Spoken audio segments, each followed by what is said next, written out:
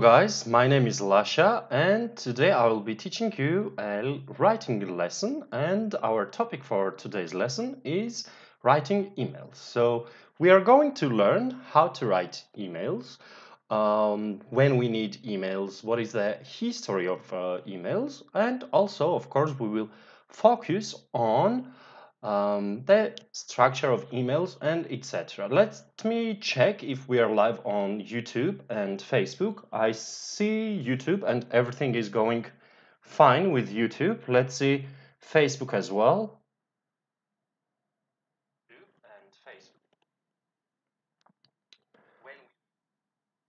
Yeah, we are live on Facebook. Good. Who is watching? Can you please say hi so I understand who you are and I can ask you some questions with your names? I hope you all are doing fine today. As I said, today's lesson will be about writing emails, and we will focus on these things: purpose and history of email, the layout, some examples, language and style, grammar exercises, and question and answer sessions. If we have time, also we will try to write one email together. I see Celine, Sevda, and PTR.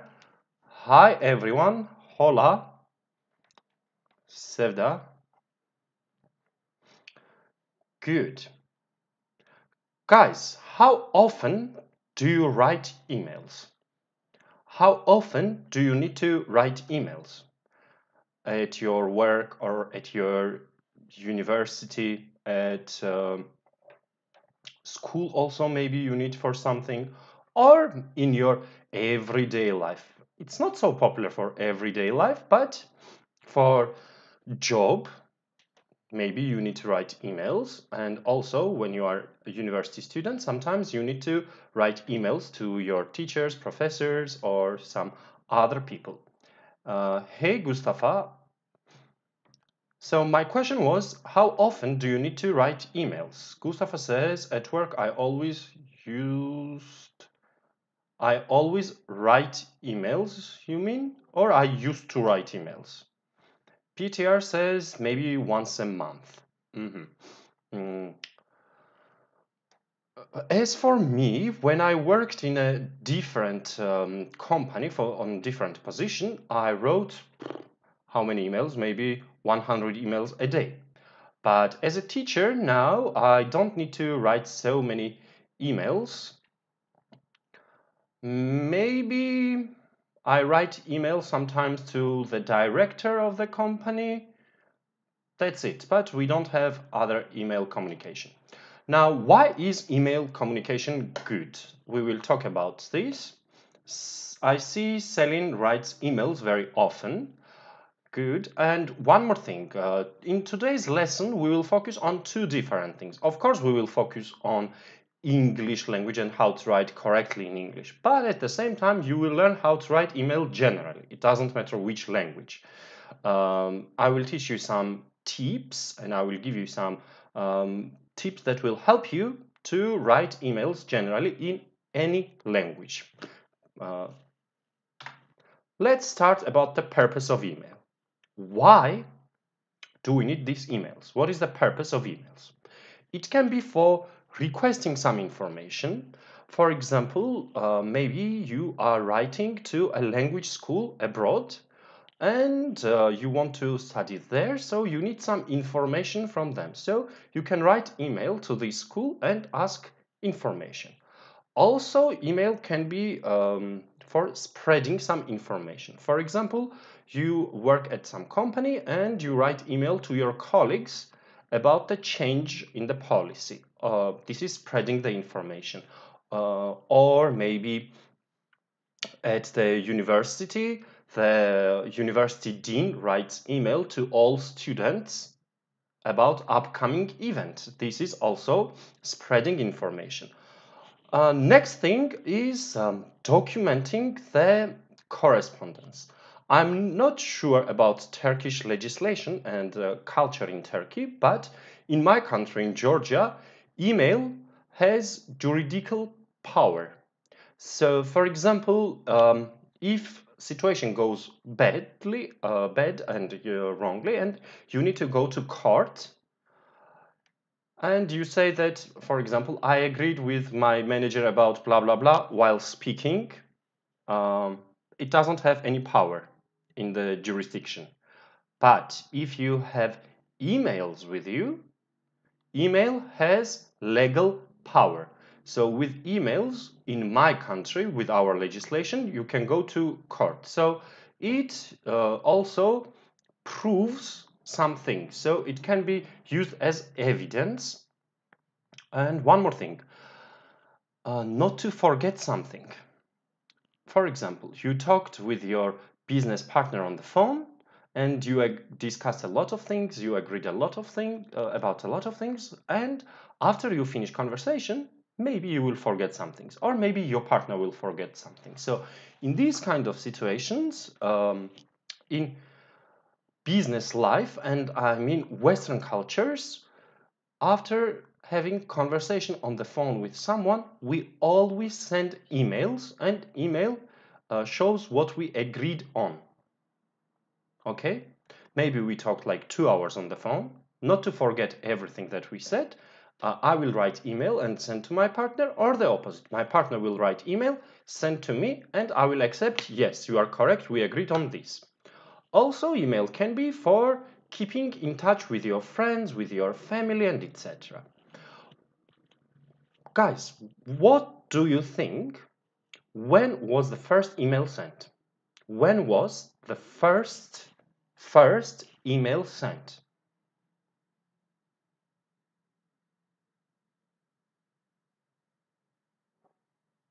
Okay, I'm speaking very fast. I will try to speak a bit slower today. When was the first email sent? Do you have any idea about it? What do you think? When was the first email sent?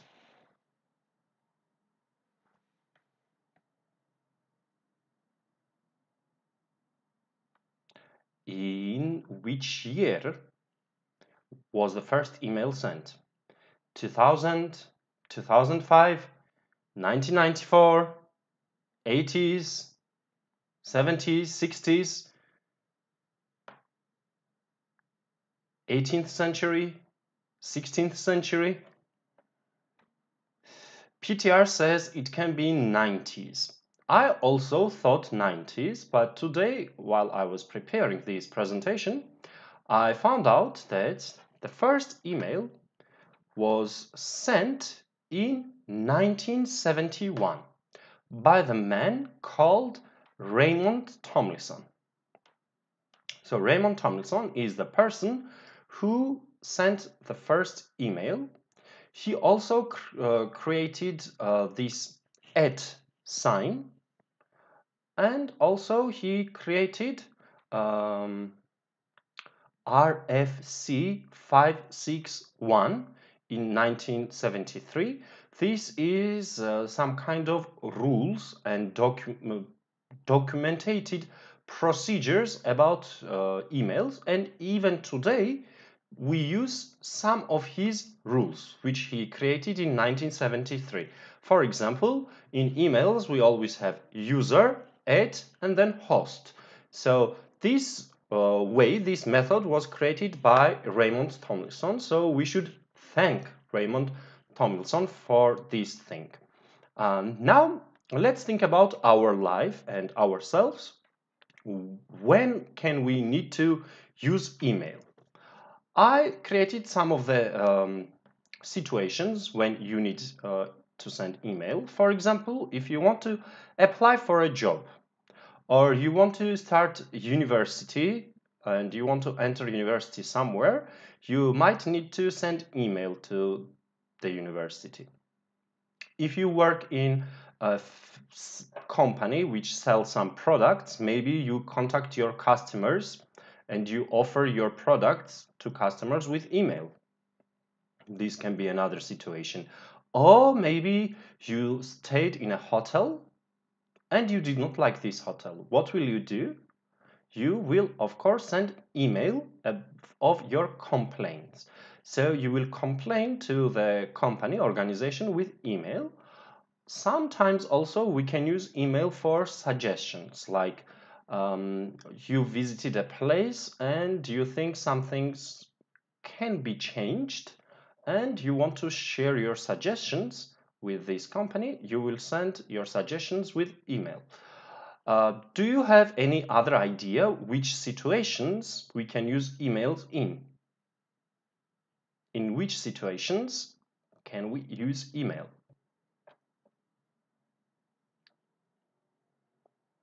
Other than what we have here. In which other situations can we use emails?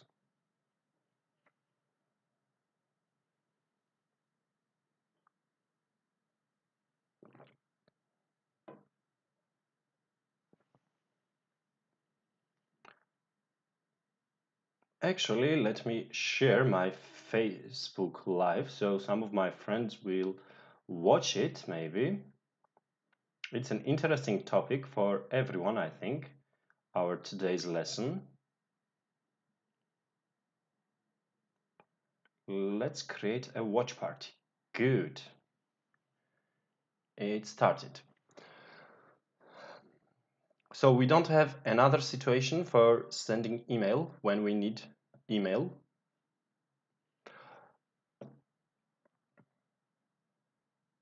In the past, let's say 1990s, when we did not have Facebook, Instagram, and these kind of social platforms and applications, people used to contact each other with email a lot.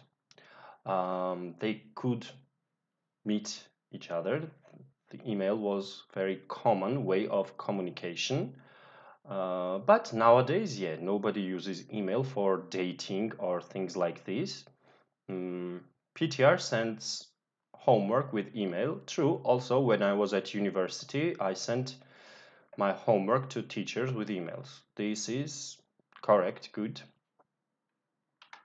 This we have already discussed. Now let's talk about this sign. I love this sign a lot, and let me explain something. In English language, we call this et sign. Also in Turkish, you use it with the same name and you say et, but in many other languages, it has totally different name. For example, in German, they say Klammerafe, I'm not sure about my pronunciation, which means hanging monkey. In Russian, I know for sure that they say sabachka, and sabachka in Russian means little dog. If we look also, you can see that in Korean, they think the sign looks like snail, so they say dalfaengi. In Finland, they use the word kisancha, and it means cat snail. So every country sees this sign differently, but as you see, almost all the countries use some kind of animals to compare this sign to. One of my favorite is actually pig's tail and elephant's trunk. Elephant's trunk in Danish. I remember the history of this, where this sign came from. This sign was not created because of emails or for emails. Actually, it is very, very old sign.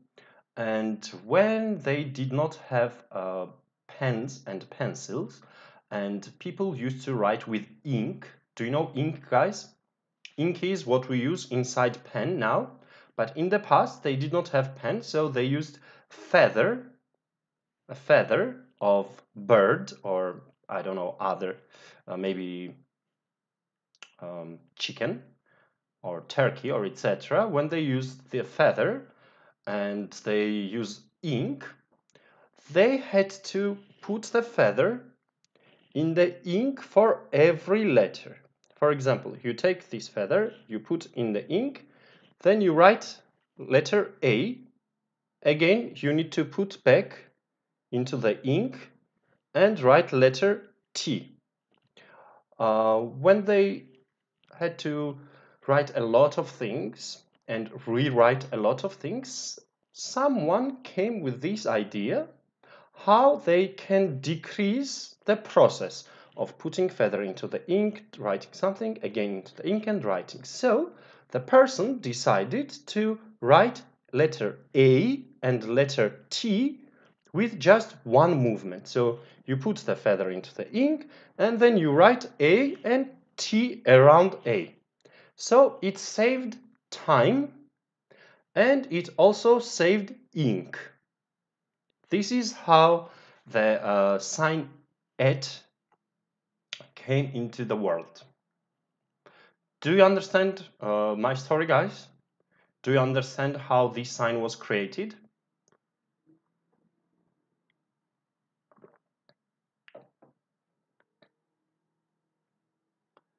Do you understand how the sign "et" or "sabachka" or "zarluka" in my language was created?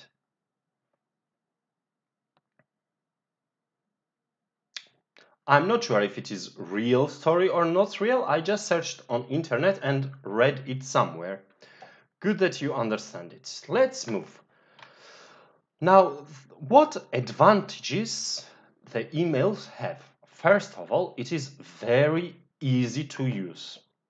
You just click one, then you write something, click one more time, and it's sent. So you need 2 clicks and typing something.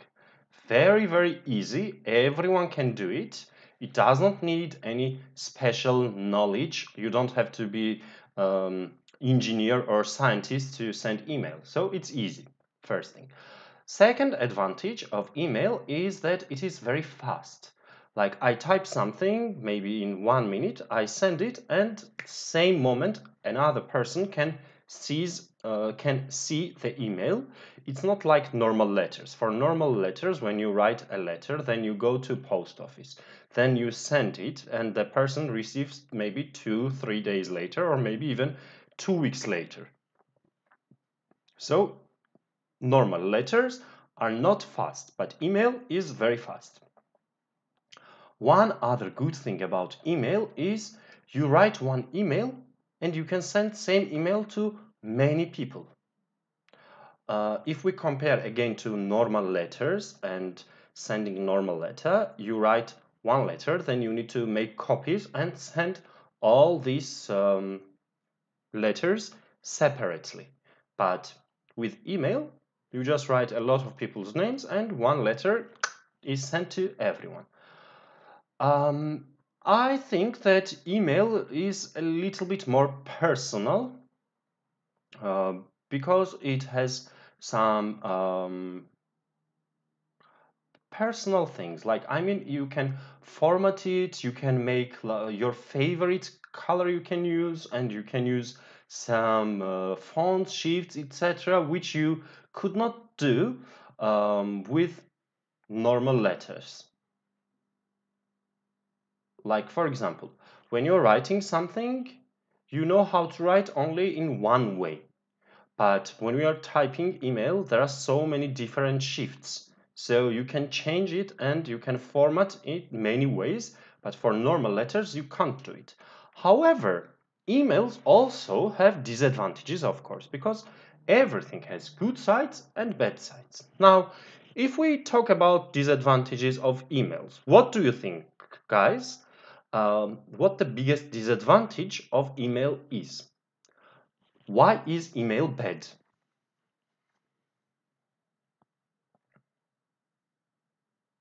Why is email bad, or why email can be bad?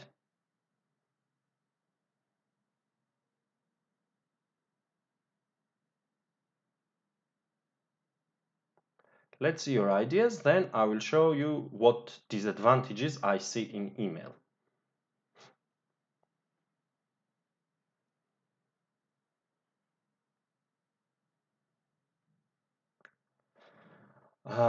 I guess we can come up with 2-3 disadvantages minimum when you are thinking about internet. What is the danger about internet?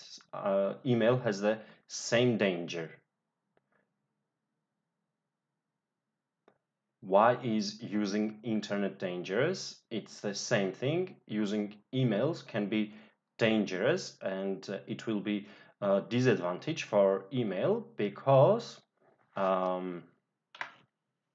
there can be some technical problems about sending email. For example, Mustafa says if you send something by mistake, you can not delete it. So this can be like technical problem that I said. Also, there is spam, which is very, very upsetting and annoying. You receive lots of emails which you should not receive, but sometimes there is nothing to do about it. Sometimes also there is a no delivery status, like you send email to a person, but the email doesn't go to the person and you receive email was not delivered, the message like this. Why it happens? It can happen because there is a problem of communication between domains. Sometimes, for example, I use most of the time my Gmail account, and when I send emails to Yahoo, Yahoo sometimes blocks Gmail mails because Yahoo thinks that it can be spam coming from Gmail. That's why sometimes I have problem about this no delivery. Now, what I said about internet and emails, they have this similarity is privacy and security. We don't really know who can see these emails. A lot of hackers can get access to your accounts. They can read everything about you. Or when you send emails, we don't really know which road it goes through. From my computer, where does it go? It goes to first, of course, to the host. When it goes to the host or domain, let's say, maybe someone can have access to that as well. So that's why there is a problem about privacy and security of the emails. Also, because of this reason, I think not everything can be sent with emails.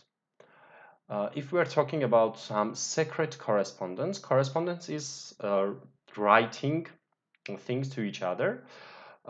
If we have some kind of secret correspondence, something that is very confidential, these kind of things are not usually sent by email, but they are sent with post, like a normal letter. For example, I worked at the Ministry of Finance of Georgia in the past, and of course we used emails if we wanted to contact each other at the organization, but there were some special letters if you needed to do something very, very special, and if it was very secret, we did not use emails, but instead we wrote the letters and we sent these letters with post. Now, the layout of emails, I'm sure all of you have seen emails and all of you have used the emails. So probably you know that there are three parts of the email. There is a header, message text, and signature block. We will talk about all of them one by one. First, let's start talking about header. In header of the email, as you saw in the previous slide, we have four important things. We have section 2, CC, BCC, and subject. Where you see 2, you need to write the recipient's address. For example, if you are sending email to me, you will write lghvaladze@gmail.com. So this is for the person who should receive this email. Now we also have CC. CC is copied recipient. So you are sending email to one person, but also you want other people to see this email. So these other people you will write in CC. If you have someone who should see this email, but other people should not understand that this person also has email, then we need to put this person in BCC. I will explain a little bit later more details about the CC and BCC. And last thing is subject. Remember that subject is the most important thing for the emails. Why, you may ask me, why is subject so important? Let me ask this question to you. Why is subject very, very, very important for emails? Why you should choose correct subject, like the title of your email? Why is it so important?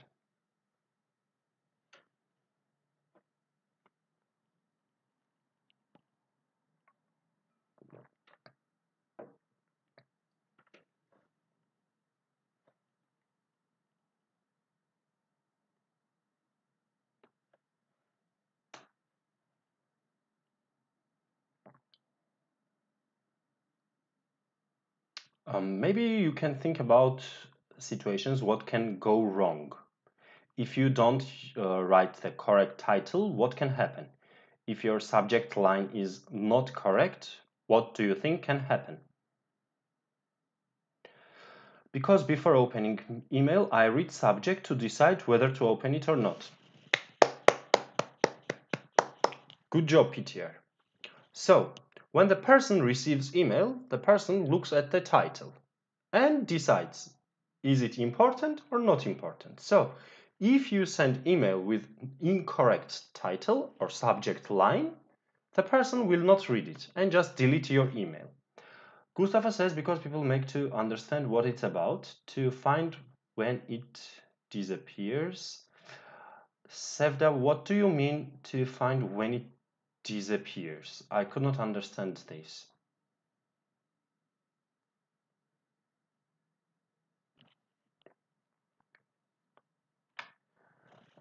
So we have two situations why the subject is crucial. First, maybe respondent will not read at all. And second situation, like you are sending email to the organization and you are sending a general account email. When the company receives this email, they understand from the subject line which department or who is responsible for this and forward it to them. For example, if I want to send email to Turk Telekom because I did not like their service, I should write in my subject line complaint about Turk Telekom services. And I send this email probably at info@turktelekom.com.tr, maybe TR. And when Turk Telekom receives this email, they will decide who should read this email and who should answer me. Ah, yes. Also, Serdar said something very good. Subject is important because when we want to search some old emails, probably we will search it easier if we have correct subject lines and correct titles for the email. Search becomes much easier. Because of this, guys, every time you send email, think about the subject of the email. Try to make the subject as interesting as possible so people will read it, and always keep it to the point. Be very specific about it. Now, if we're talking about the recipients, and we said that there are two CC and BCC lines. What is the difference between them? When you see two, you should write here the person's address who should receive this email and who should answer you with something. You are waiting for some kind of action from this person. Let's say that I'm a director of the company and I hired the new person at our company. I'm sending information about this to accounting department. So I will write, of course, accountant in two line because accountant should know this information, and accountant should give salary. Accountant maybe should prepare some documents for this person. Also, HR, Human Resources Department, should know about this situation. So I will also write the Human Resources personnel in this line. Now, as for CC, you write in CC the person who should know this information, who should understand this information, but you are not waiting for some kind of answer from this person. Sometimes in business, working life, we use this method that I'm sending email to another specialist, but I should put my manager in CC. So my manager can also check my work like this. My manager can control if I send email or if I did not send email. Okay, so when I'm sending email to someone, maybe I will put my manager in CC, so my manager also sees that yes, Lasha did his job, good job, Lasha sent the email to the person. Now we also have got BCC, blind copy. In this line, you should put someone who will receive this email, but you don't want other people to know that this person receives the email. For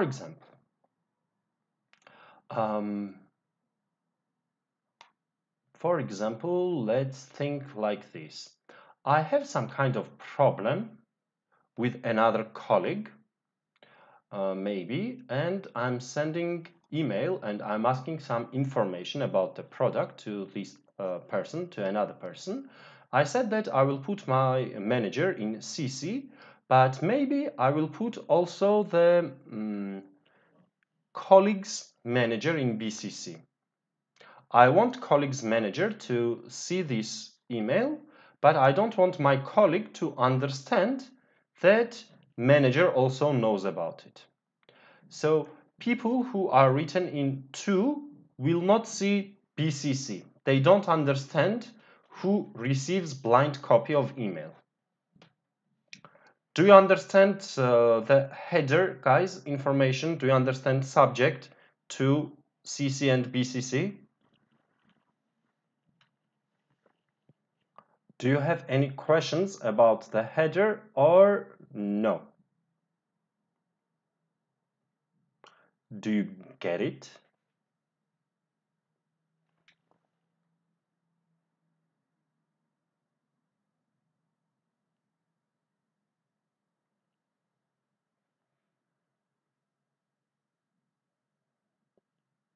Okay, Gustavo says he understands, and PTR and Selin also understand. Very good, thank you guys. Then we can continue, and the next topic that we are going to focus on is the layout of email, but now we will talk about message text. Now, the message contains salutation, another name for it is greetings. Then we have opening sentence, detailed paragraph or main paragraph, we can say, or paragraph with detailed information. Then we have closing sentence, and finally we have got ending. Okay, we will talk about most of them in a bit. And the last part of the email contains a signature block. See, in signature block, this is information about yourself, your name, your surname, and your position. If you are using company's email, you should also give information about company, like the company's name, address, phone number, etc. You can create automatic signature blocks, and every email that you send will have this information written. You don't need to type every time you send email. Or if you don't want, you don't create this automatic signature, you can also create 2 or 3 different signatures. For example, you are using the same email, but sometimes you want to use different companies' information, sometimes different. Like what I mean, imagine that you are a consultant and you work with 3 different companies at the same time. You are doing 3 different things. When you are sending email from one company's name, you will use one company's information. But when you are sending email from the second company request, then you need to use second company's information. So sometimes you need to have maybe 2 different automatic signatures, or sometimes, for example, you don't want to send any information about company, you just want to send personal signatures. So in that case, maybe you need company signature and your signature, 2 automatic signatures. If you don't know how to create these automatic signatures, you can search on internet or Google, YouTube, etc. You will find a lot of information. You will find very detailed explanation how you can create this. And still, if you don't understand, you can ask your IT department at work if you work somewhere. Now, as for the style of emails, if we compare emails and normal letters, email can be a little bit more informal, but only a little bit more informal. But still, you need to keep it very professional. You should not mix up email and personal message. Email is not same as Facebook message or Insta message, okay? That's why it is more professional than other social platforms, but a little bit more informal than normal written letters. When we are talking about any kind of business correspondence, we have got 3 levels of formality.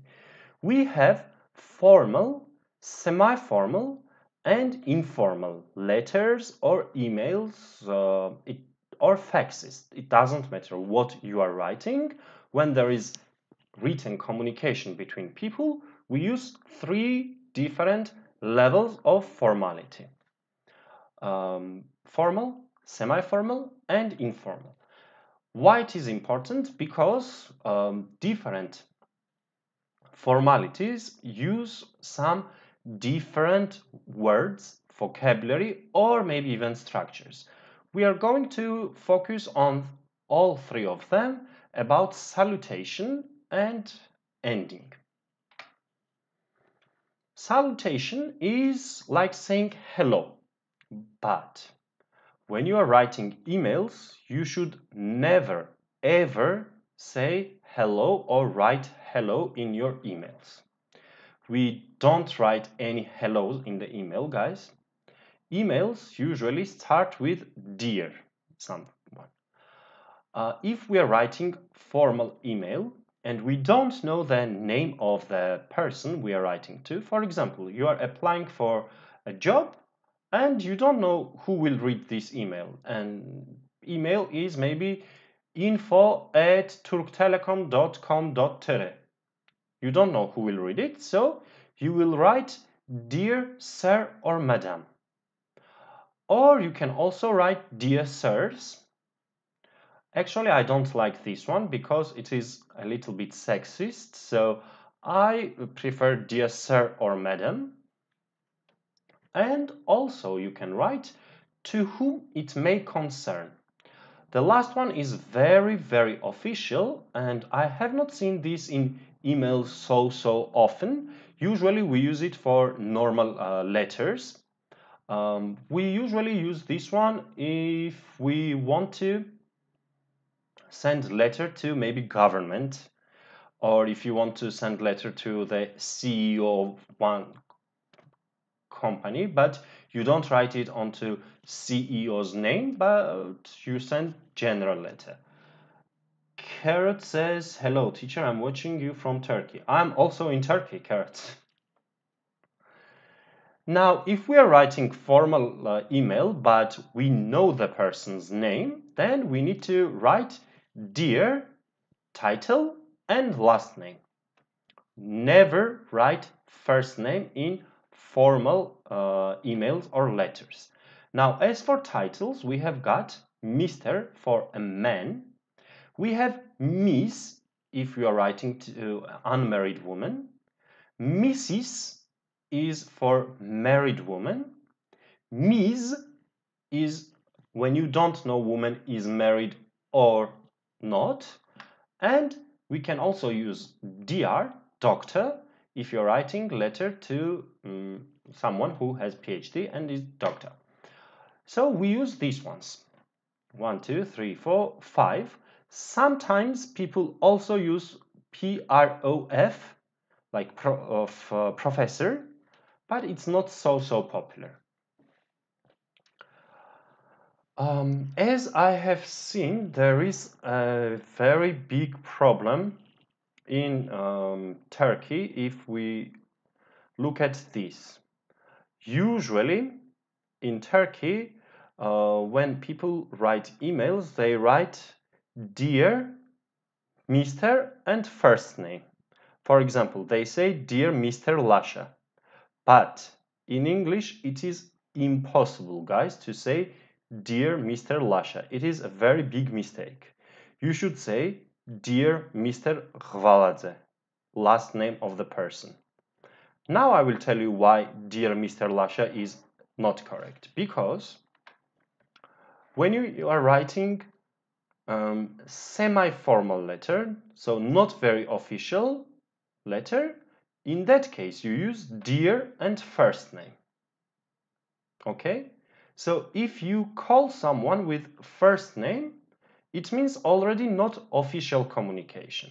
If it is not official, then we don't need Mr. or Mrs. Okay, so there is a mix. When you say Lasha, Lasha is semi-formal, but when you say Mr., Mr. is formal. And you cannot mix these things.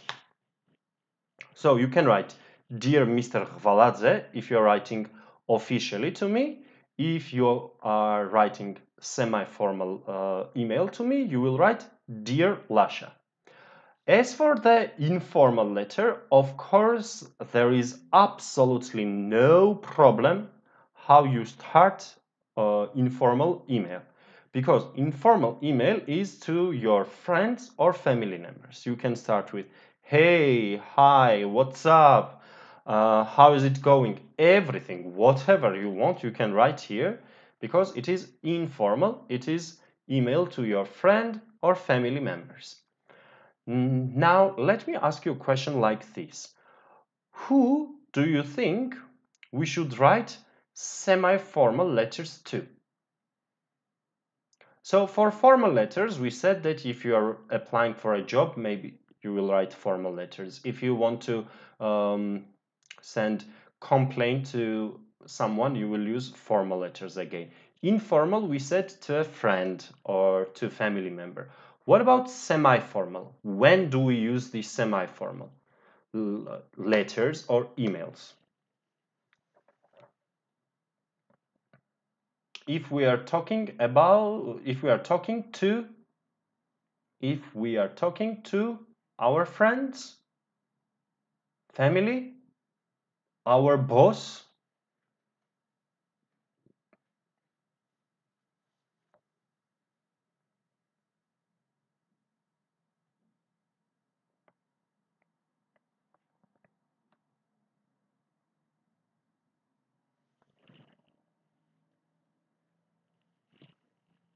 let's see some of your ideas. When do we need to use semi-formal? Mustafa, what do you mean native person? To people we communicate often and know each other at work. Selin, very good job. It is totally correct. If you are writing to your colleagues, you know this person because you work at the same company, but you are not friends. you can use semi-formal letter. Or maybe you are writing to your business partner for many years, you have been working together. You can also use semi-formal style with this person. PTR says for the advisor. Yes, if you have good relationship to advisor and if it's not very official thing, yeah, you can write semi-formal letter. Also for your managers, it depends on your relationship. If you have close relationship to your manager, maybe you can write semi-formal letter. But if you have very official relationship with the manager, you should use formal style. Generally, my advice to you is every time you start working somewhere, you start working in a new company, always ask how they call each other. Always ask what is preferred method. Do they use only names when they talk to each other? Or do they use this Mr., Mrs., etc.? And the way they talk, probably they write almost the same way. Always ask, guys, what method is preferred for the person, or what method is preferred for the organization. What is the organization's culture? Because like when we are talking about managers, for example, my manager here at Justenglish, we are very close with each other and we have close relationship. I don't write official emails to that person, but at my old job when I worked at a bank, I did not write informal or semi-formal letters. I always wrote official letters and official emails to my director at the bank. I think, guys, we can have a break for 15 minutes, and 15 minutes later I'll be back with you and we will continue with other sections of emails. See you in 15 minutes. Please enjoy your break and stay with us.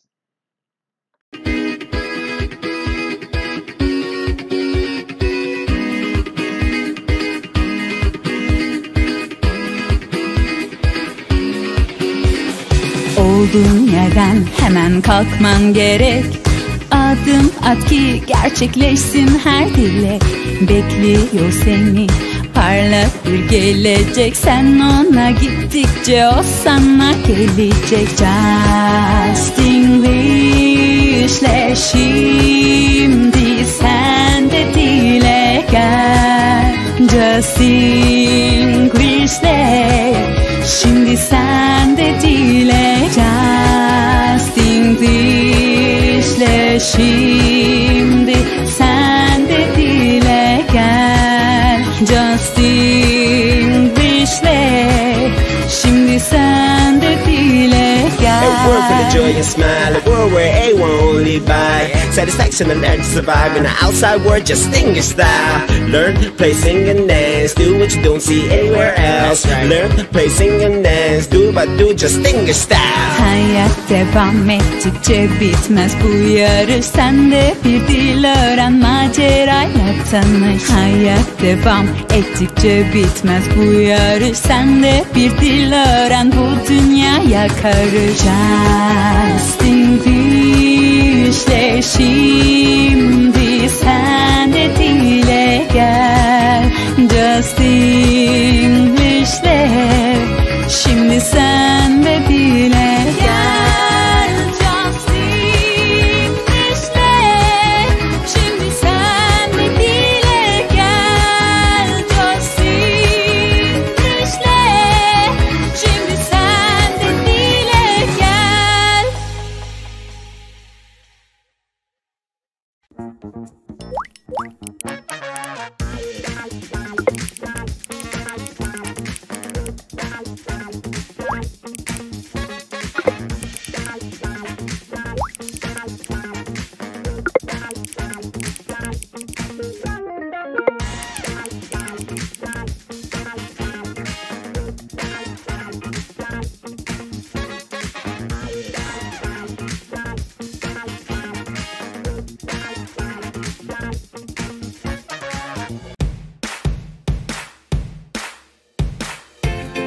Knife. Enthusiastic. Enthusiastic. Pronunciation. Enthusiastic. And enthusiasm. Enthusiastic. Reci bilmiyorum. Recipe. Recipe.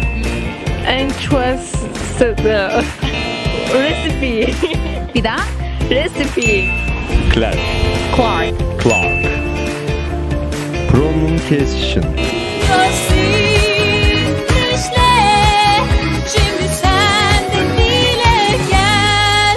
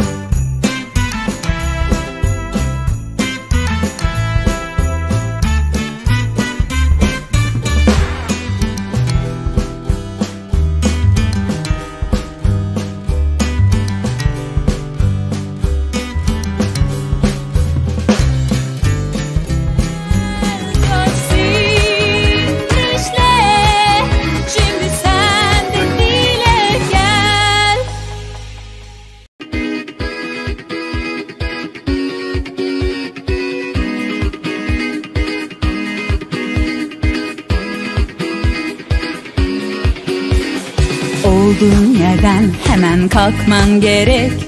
Adım at ki gerçekleşsin her dilek.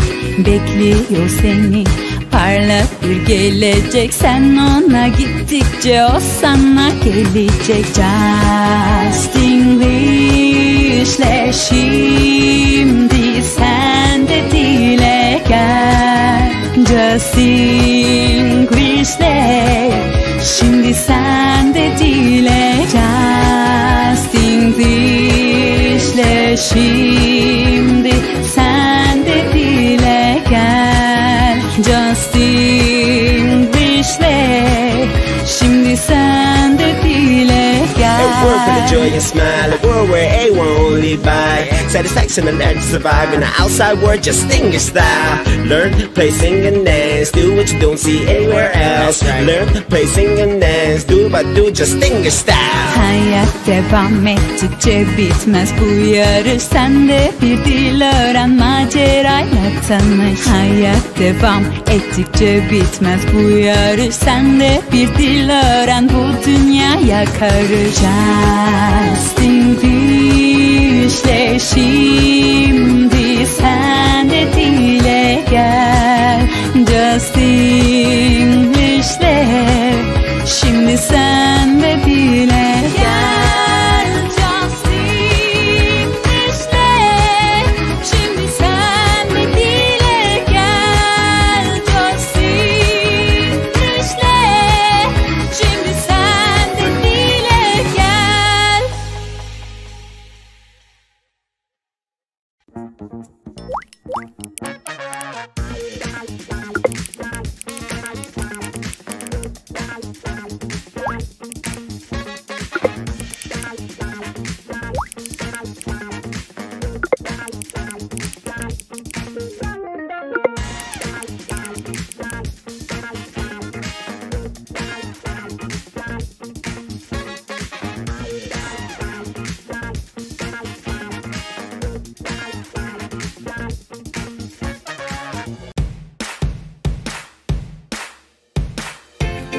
Knife. Knife. Enthusiastic. Enthusiastic. Pronunciation. Enthusiastic. And enthusiasm. At the stick. Reci bilmiyorum. Recipe. Recipe. Recipe. Bir daha. Recipe. Clark. Clark. Clark. Pronunciation. Justenglish'le şimdi sen de dile gel.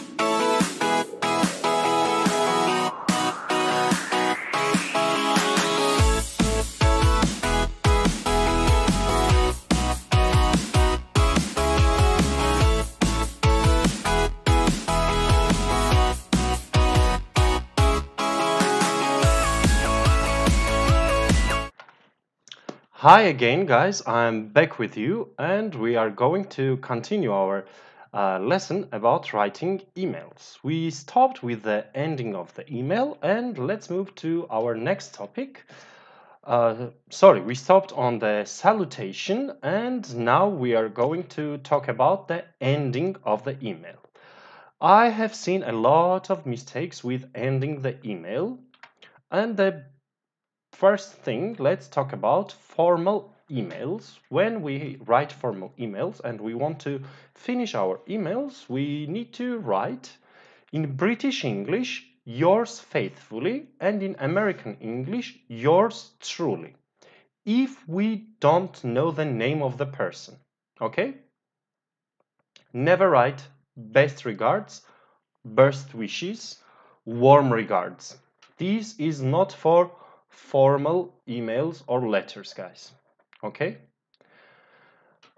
If we are writing a formal letter and we know the name of the person, in that case, we use yours sincerely British English and American English sincerely yours.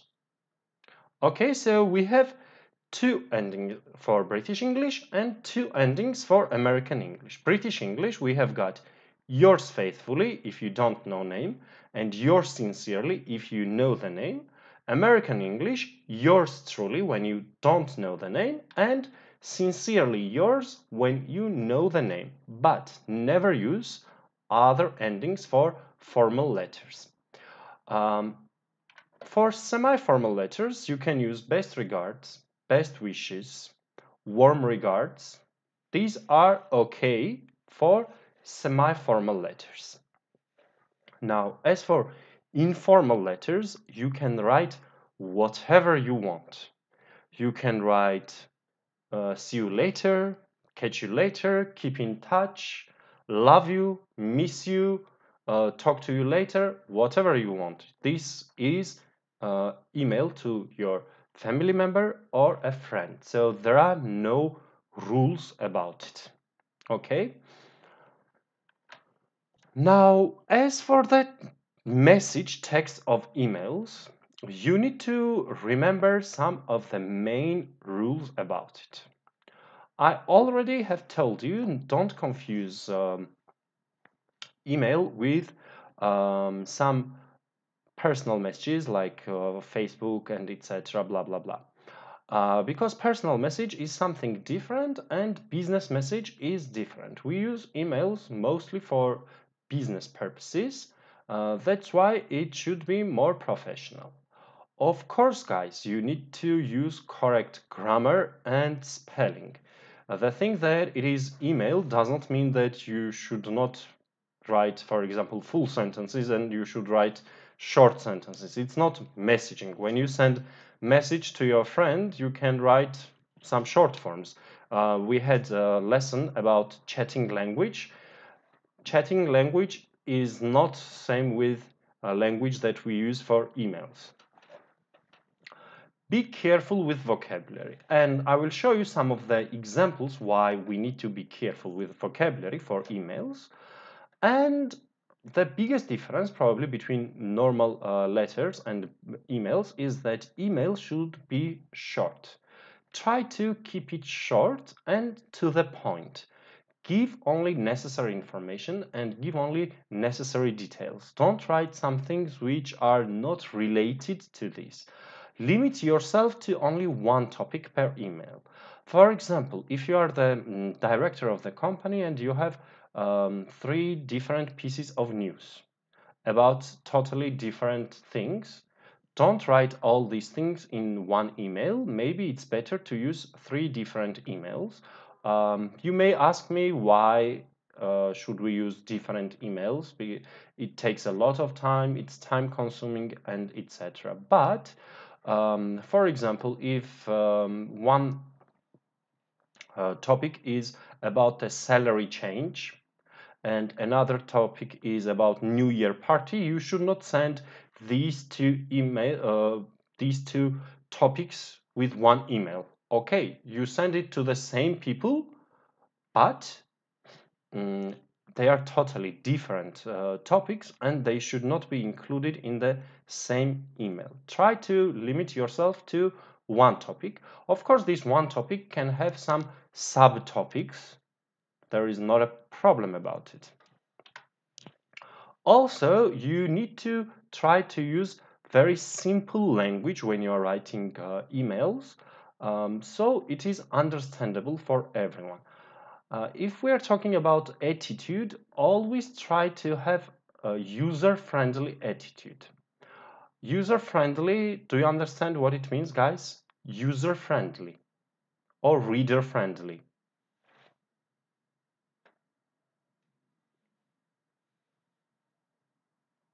Do you understand? User-friendly, reader-friendly.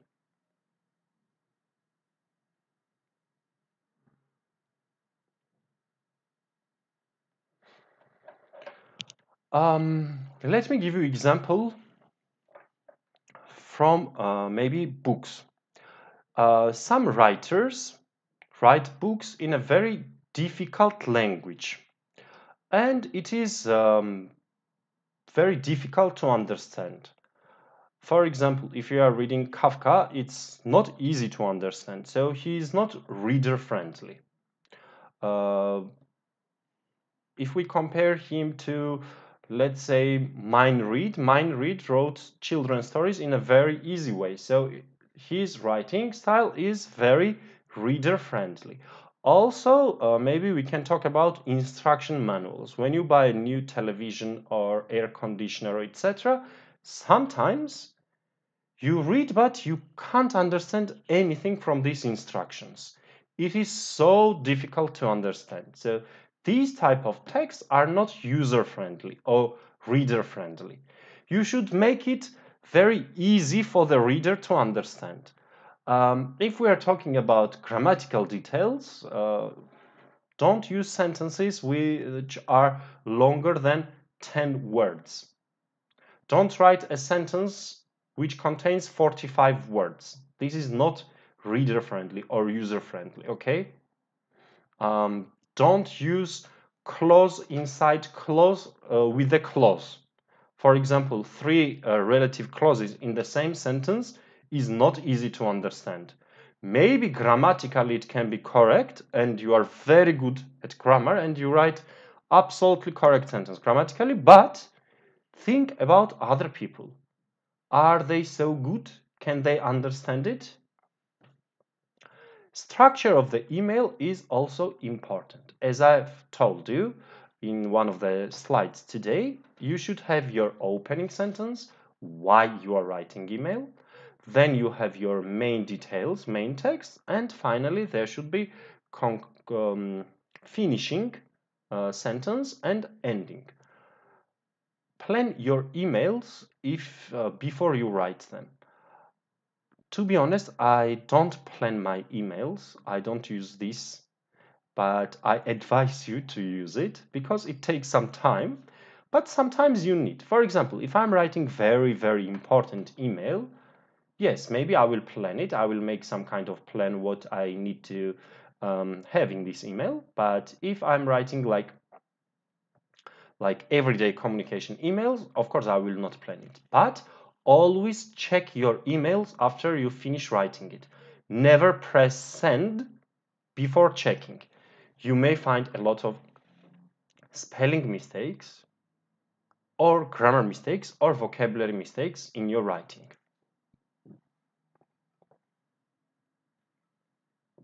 You are welcome, Gustafa. One more thing that we need to keep in mind is the formatting of the emails. They say that sometimes you can use emojis and smileys when you're writing email, but don't use emojis or smiles if you are writing formal or semi-formal email. You can use it only for informal email. For example, the other day, one of my friends asked me, can I use smiles when I send email to my manager? I said, it depends on your relationship with your manager. If you are very close friends and if you joke together about some things, yes, you can send it. But if you are sending like official way the email, of course you should not use any smiles in it. Guys, do not capitalize anything in the emails. Do you understand capitalize? Pay attention to the word capitalize and you probably understand what the meaning of capitalize is. Capitalizing something can be understood in a bad way. If you write a word with capital letters, it is usually very rude. The person who is reading your email will think that you are a rude person and you are aggressive and you are maybe even fighting with the person. Also, we have same rule about making your words or letters bold. If you don't know the meaning of bold, look at the word bold and you will understand. So do not capitalize the words and don't format them bold. As for the next point, bullet points. If you don't know bullet point is sign that I used on this slide. For example, before every sentence you see little circle. This is bullets. We use bullets when we make some kind of list. Usually we need to have bullets. And officially, when I learned, for example, business correspondence at the university, we always learned that bullet points should not be used in official documentation and official correspondence. But when I started working at the company, my boss all asked me to use these bullet points and to make everything in list, as a list. So it depends on the company. General guideline is we should not use bullet points for official documents.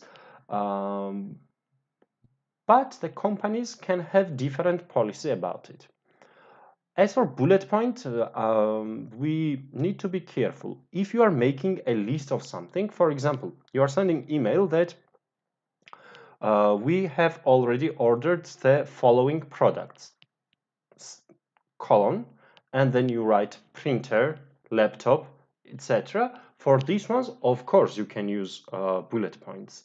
But don't use bullet point for different topics, okay? You don't need to use bullet points when you're writing different topics. You don't need to use numbering if you're writing different topics. If it is just a list, of course, for the list, you can use bullet points. Now, if you want to emphasize a word, if you want to stress the word, you can use the asterisk on both sides of the word. Asterisk is this sign. You can use these signs on both sides of the words, and this word is understood as something very important, emphasized, or stressed. So this is about styling and the formatting of emails. Next thing that we are going to have a look at is email abbreviations. When we receive letters, sometimes in the title, in the subject line, we see RE, colon, and blah, blah, blah, blah, blah. What does this mean? This means response to.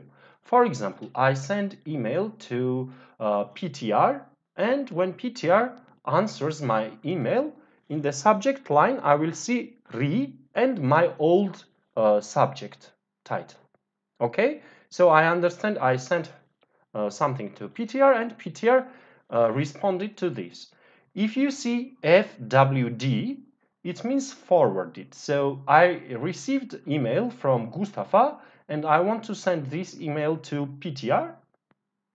I will click forward, and when PTR receives email, the subject line will be FWD and then original title of Gustafa's email. Be careful about this. Usually, we don't like when we see these FWD, forwarded messages. If someone forwards message to me, it means that it is some not very important thing. So it depends who forwards you the message. And if you want to forward message to someone, sometimes maybe you need to edit your subject line. If you are sending email and you don't want any action from the other side, you just want to give information about something, you will write this FYI. It means for your information. In this case, you are not waiting for answer. For example, I'm sending email to my colleagues, other teachers at Justenglish, because TOEFL exam format has been changed and I just want to share this information with them. I don't need their answer about it. They will not do anything about it. I just want to share this information with them, so I will write FYI. So this is for their information. If they want, they will read. If they don't want, they will not read.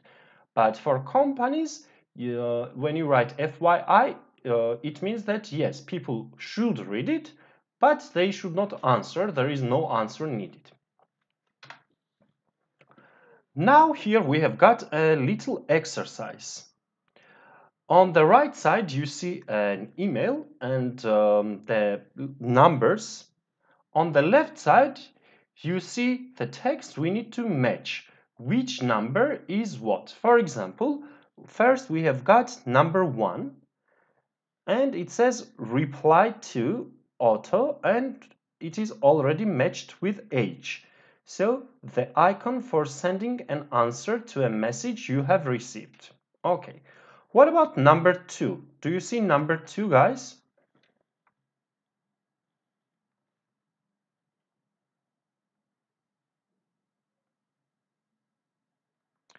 I will try to zoom, but I can't fit into one. I think it's a bit better now. Number 2. What do you think is number 2, guys?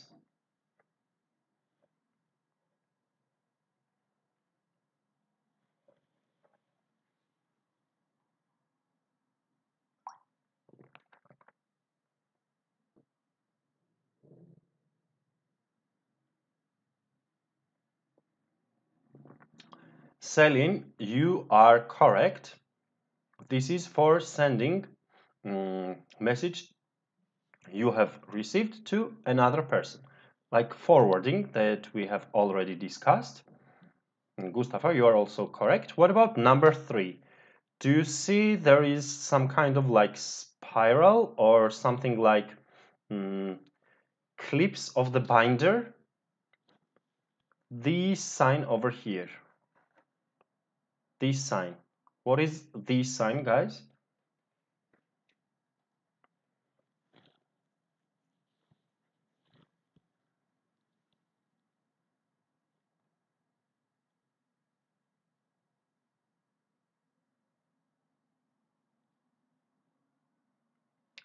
Celine says E.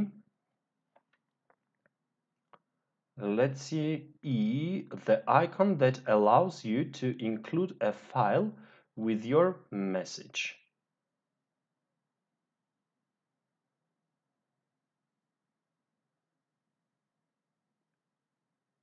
Yep, it is true.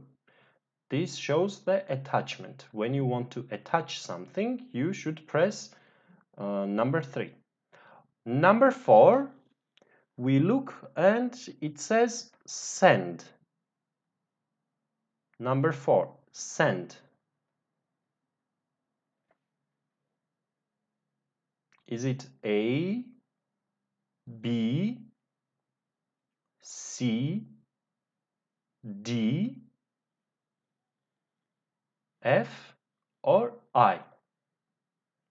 Mustafa, can you write also the number because I don't understand which one you are answering now?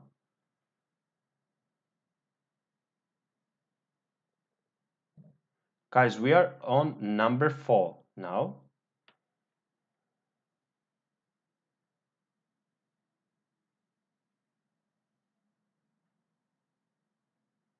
Number 4 is not B because number 4 shows us send button. Why do we need send button? What does it do?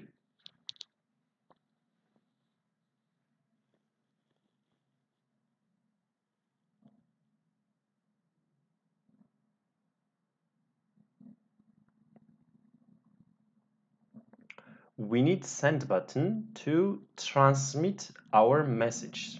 Transmitting is sending and another person receiving. So this is transmitting. Number 4 is D. Guys, the icon for transmitting your message. Number 5 is 2. What is 2, guys? Number 5 says 2. What do we write here?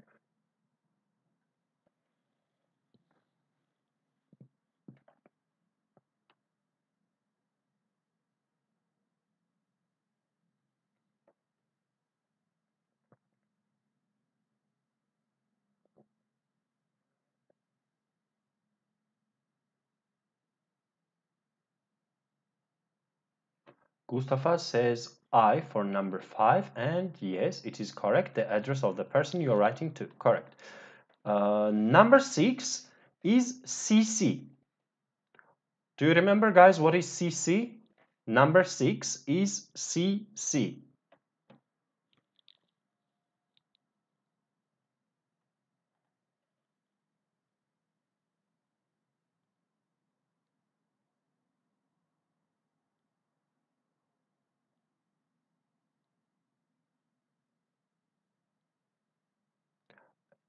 Celine says email address of people you wish to send a copy message to. Correct. True. Number 7, BCC. 6 is A. Number 7 asks us BCC. What's BCC for? What is it for?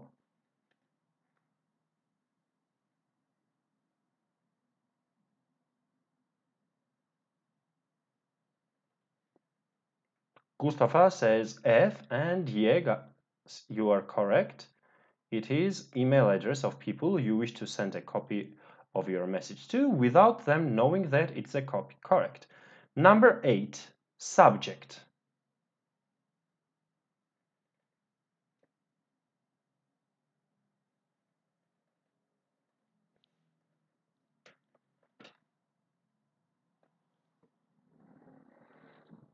Eight B, Gustav and Celine, both of you are correct. Subject is keywords that describe the message you are sending. And number 9 is C, the text of your email.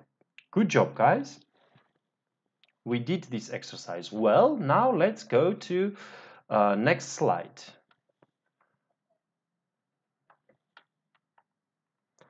Now I'm going to show you some of the examples, and then I will comment about these emails. Are they good or bad? What are positive things about it? Or sometimes maybe there are some mistakes about it, and I will explain to you. First, we have got an email like this. We see the email is to Peter Lane, and subject is relief of Halton Road store.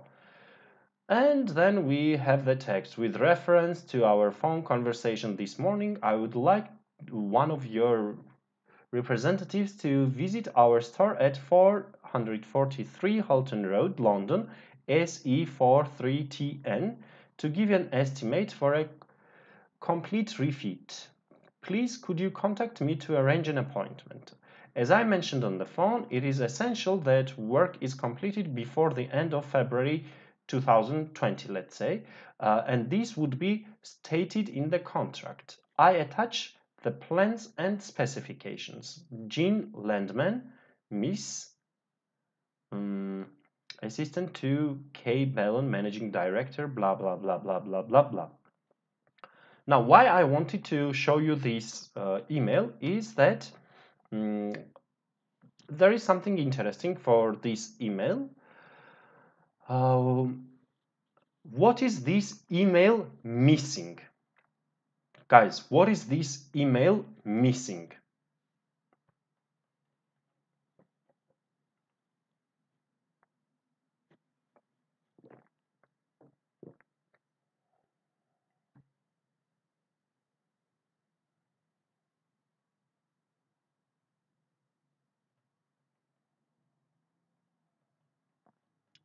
What is missing in this email?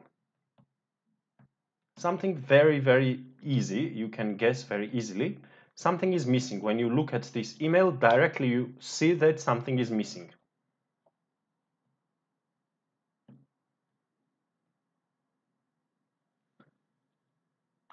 When you look at this email, the Celine says there is no starting And ending part. Yes, there is no greeting.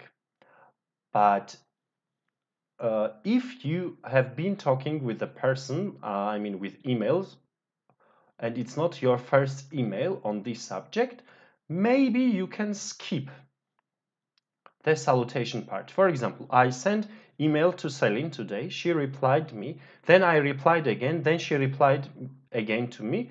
Every time, like fourth time, fifth time that we are sending email, maybe we don't need again, dear Celine, dear Lasha, dear Celine, dear Lasha. Directly, I will write what I want. But it's not for first time email, okay? We have already talked about something, and this is just my answer, her answer, my answer, and her answer. So in this kind of situation, it is acceptable to delete the salutation, greeting part. It's okay to omit in this situation. Now we have got second one. I will give you 1 minute to have a look at the email. You can read.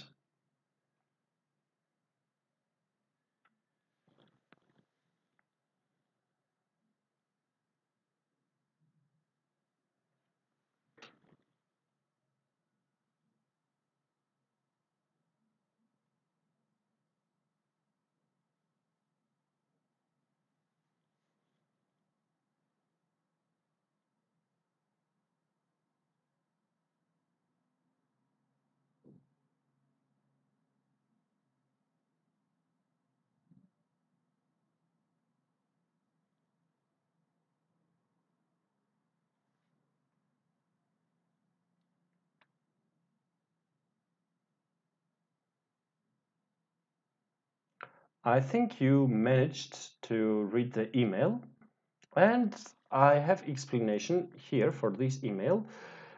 Peter Lane replies to Jean Landman, copying the message to the surveyor John Pellman.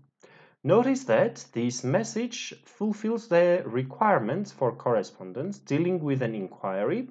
The reply is sent as soon as possible and covers the points mentioned in the inquiry. The style is quite informal but still polite and businesslike. So I said, even though emails are a little bit informal, still it should be professional and businesslike. This is a very good example for that.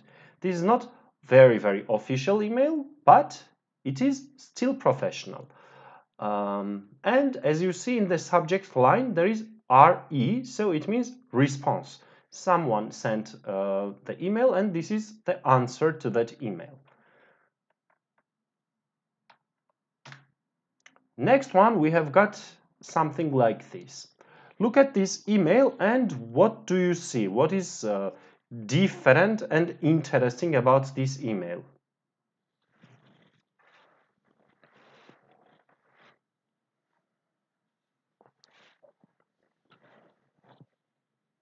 What is different and interesting about this email? What do you notice? Something is used very differently. We have not talked about it.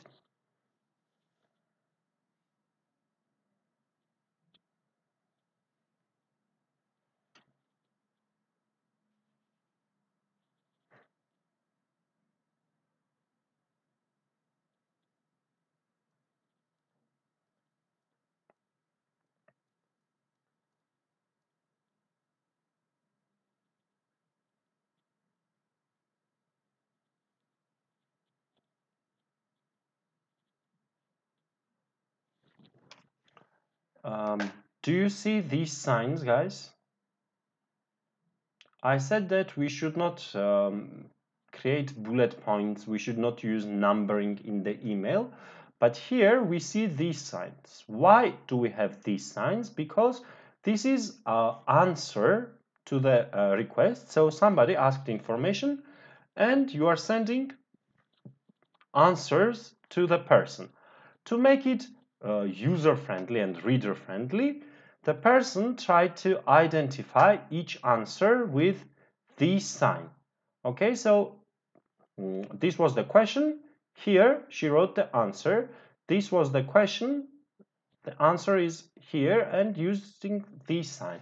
So the person copied the questions from previous email and just wrote answers to each question using the sign. Is it okay? Yes, it can be okay to use this style.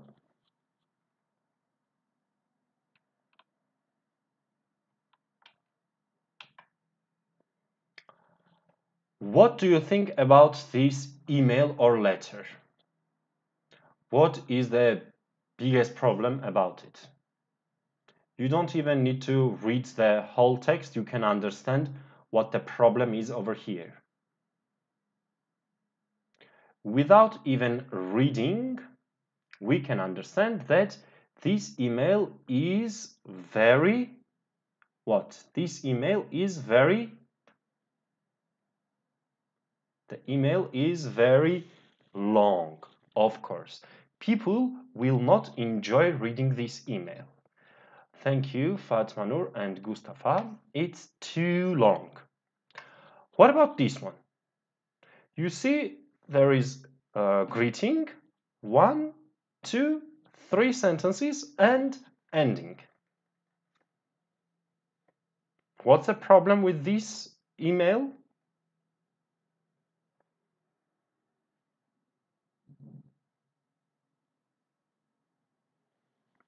Just the opposite of the previous one. This one is, of course, too short. Thank you, Fatma Nur. And finally, we have got an email like this, which looks totally okay. It has greeting. There is the opening sentence. Then we have got 1, 2, 3 paragraphs, main paragraphs. Then we have got here the ending. Sorry, we have got ending over here, yours sincerely, and this one is closing. This one for the size is totally okay, but I'm not going into the details and style of it, if it is good or not good. There is some formatting problems because I copied this from one book and I could not change anything about it. But about the size, this is good size email. Now let's talk about language and style of emails. For every type of business correspondence, we need to remember one thing. We don't use short forms in official correspondence. Short forms, you understand, I made don't in red color because don't, this is short form. Instead, if we are writing official letter or email, we should write do not. We don't write but we should write I am.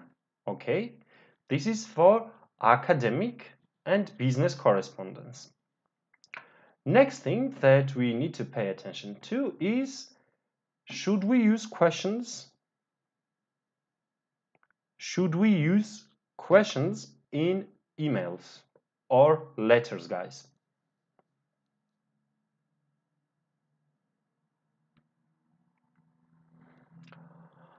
I always tell my students, don't include any questions in letters. But as for emails, there can be questions in emails, but we need to change questions a little bit. You need to use indirect. And don't ask something directly, but use indirect sentences. For example, you are sending an email to language course and you want to ask about the price of the course. And your question is, what is the price of your course? Do you think this is okay to ask? Is this okay to write this sentence and ask directly, what is the price of your course?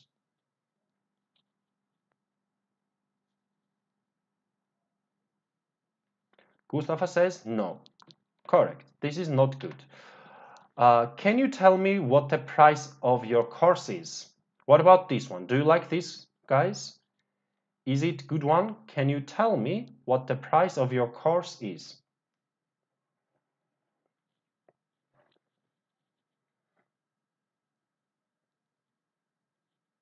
Miss Fatma says, it sounds a bit rude. Number one sounds very rude to me. Mustafa says, can you give me information about your course? Yes, this sentence is good. So, can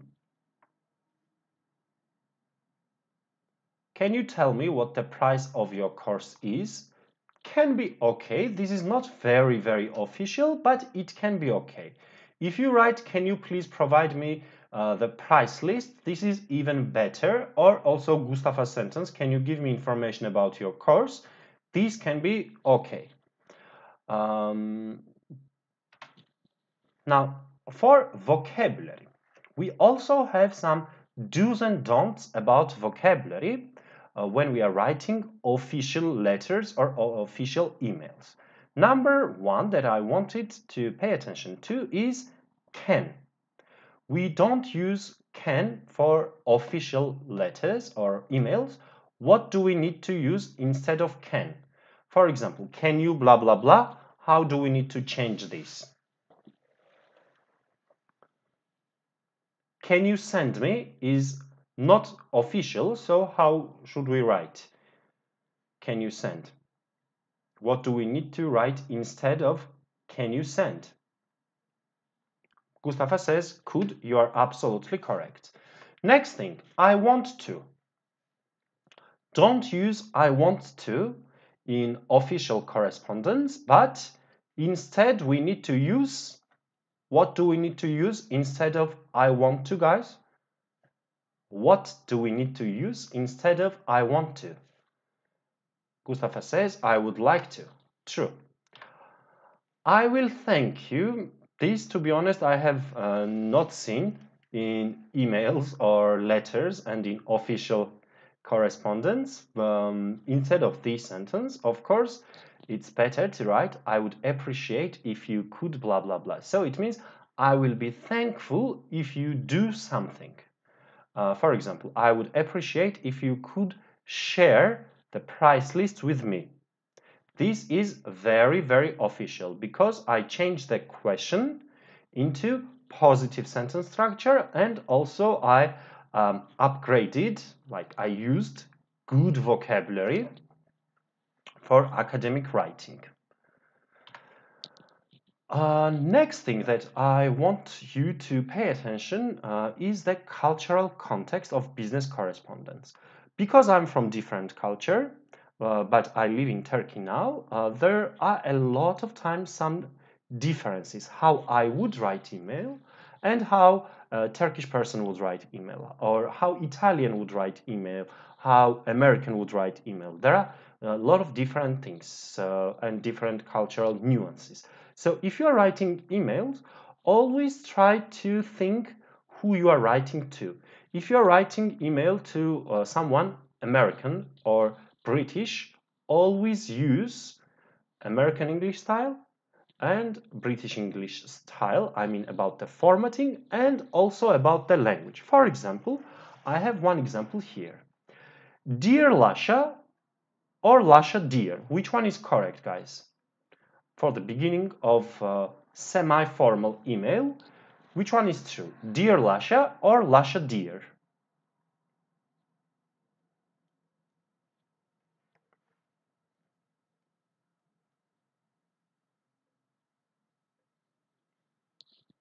Mustafa says Dear Lasha. Of course. Dear Lasha is correct. Jada, thank you. One of my teacher had this situation in Italy. In Italy, people can write Lasha dear in the email, and because of their culture, this can be totally okay. But in other cultures, this has different meaning. You know, guys, that dear also means something like darling. So if somebody writes Lasha dear to me, or if somebody says Lasha dear, I will understand this like as a boyfriend. If I'm someone's boyfriend, the person will say Lasha dear or Lasha my dear, but not my colleague. My colleague should not write this to me. So in Italy it is okay, but in my culture it's not okay, and in Western cultures, most of the Western cultures, it's also not okay to write name and then dear. Now, what I have noticed about Turkish correspondence, sometimes I give tasks to my students to write emails and etc. Especially when I prepare students for IELTS examination, there is one task about writing emails. Usually, Turkish style is very familiar. Like in Turkish, you use very informal style. So when Turkish students write emails in English, also they use very informal style. And please don't use this. And something which is totally okay for you, it can be very informal or sometimes even aggressive in different cultures. For example, in Turkish, you use brother a lot. Probably you understand abi or abla or etc. For me, this is totally unacceptable when someone doesn't know me, or even when someone knows me and, for example, on the street, a person calls me abi. It's not acceptable for me and I will understand it wrongly. So it can become a little bit not good sign for me. Same thing, Mustafa says kanka. Yeah, kanka is maybe not official, but I'm talking even about official things. Like, for example, we said that in Turkey they use first name and bey or something, but in English you can't use it. You can't say Mr. Dear Mr. Lasha. It's not correct in English. The same thing, like maybe the way people write in Mexico, it can be not acceptable for Turkish culture or for my culture. So there can be some cultural differences. And what is totally okay in one culture can look informal or even aggressive in other culture. Now, if we have some time, I want to do one grammar exercise about emails with you. I have one email text and there are 5 questions, grammatical questions, and let's see how you can do it. So we have got email here and there are 5 questions. I hope you will be able to read the text.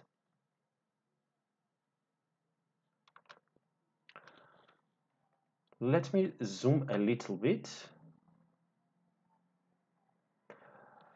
And we have got number 11, first question. So let's read before that.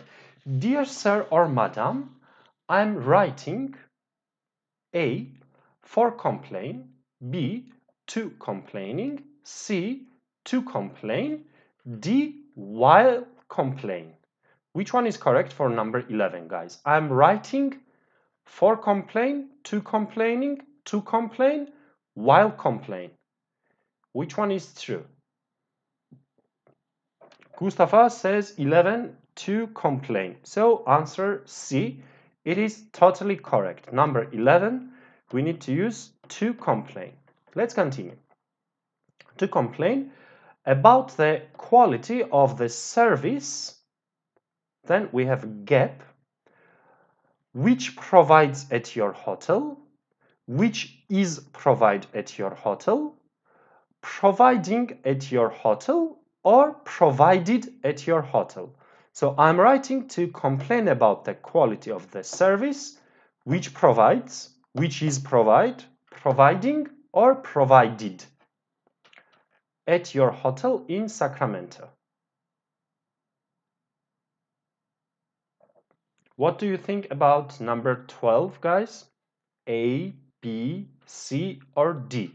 Let me help you a little bit and give you a hint. We need to use participle here. And which participle do we use? Present participle or past participle for this situation?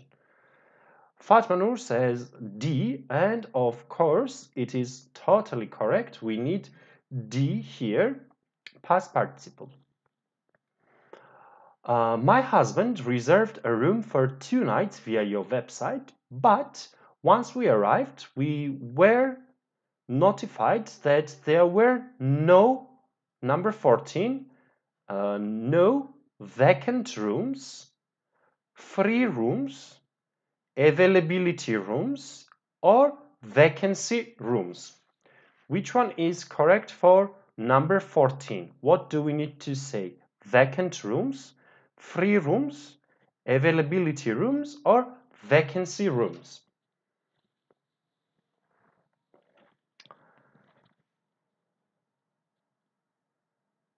Ah, guys, I forgot question 13. No problem. Let's answer 14, then we answer 13.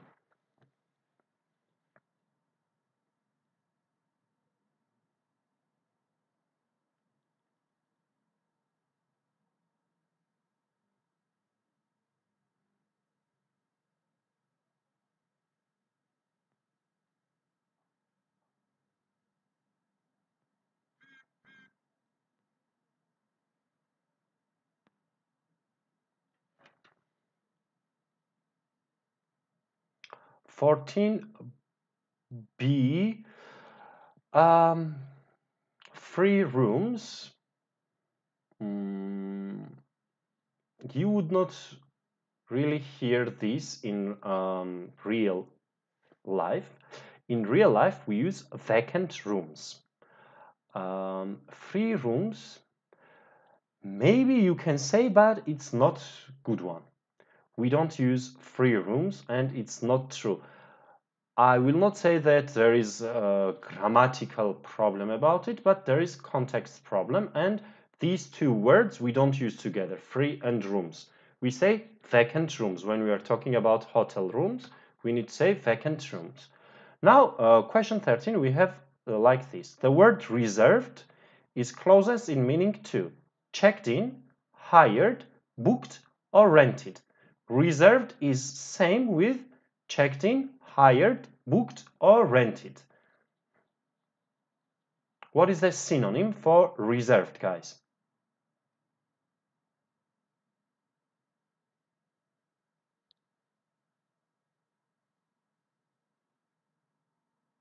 Number 14, Fatma Nur gave correct answer. Thank you very much.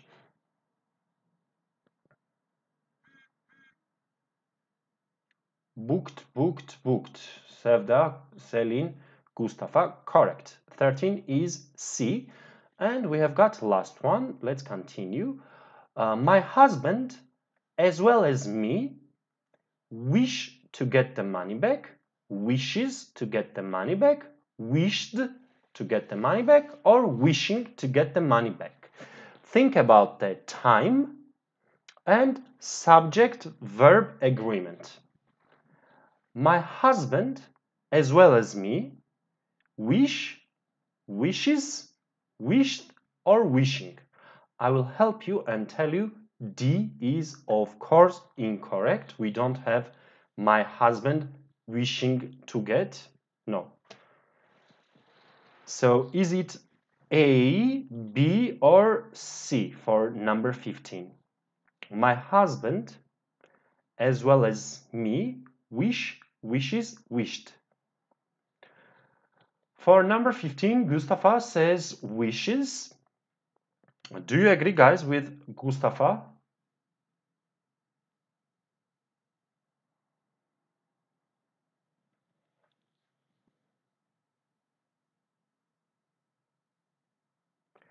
Do you agree with Mustafa? Do you think number 15 is B, or do you think number 15 we need different answer?